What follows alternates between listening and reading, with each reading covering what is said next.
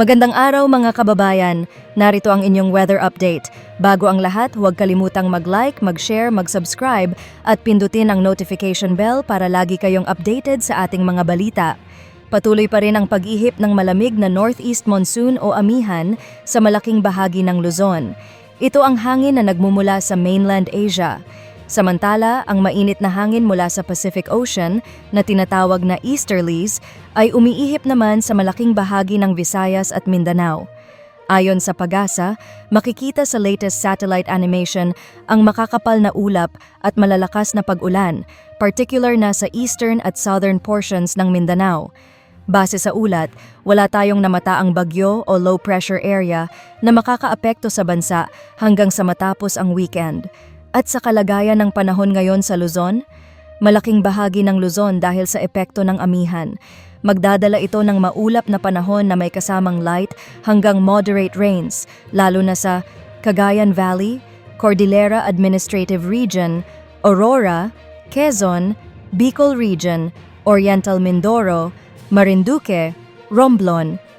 Sa Ilocos Region, fair weather conditions ang mararanasan sa umaga, ngunit pagdating ng hapon hanggang gabi, posibleng magkaroon ng maulap na kalangitan at scattered rains.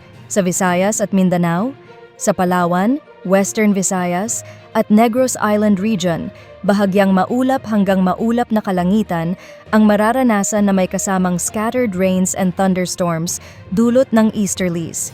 Sa Metro Cebu, sa Mindanao, magpatuloy na mag-ingat laban sa banta ng baha at landslides, particular sa Caraga Region, Davao Region, Soxargen.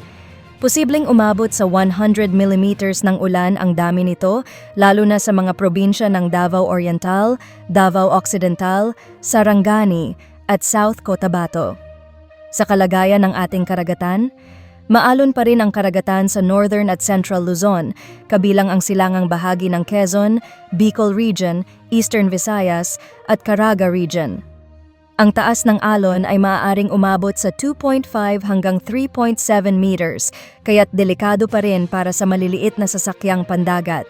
At sa ating 3-day weather outlook, sa Thursday hanggang Saturday, ang silangang bahagi ng bansa, kabilang ang Cagayan Valley, Aurora, Quezon at Bicol Region, ay makararanas pa rin ng mga pag-ulan dulot ng shearline at easterlies.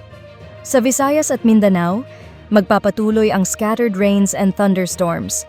Sa Southern Mindanao, posibleng maapektuhan din ng ITCZ, Intertropical Convergence Zone.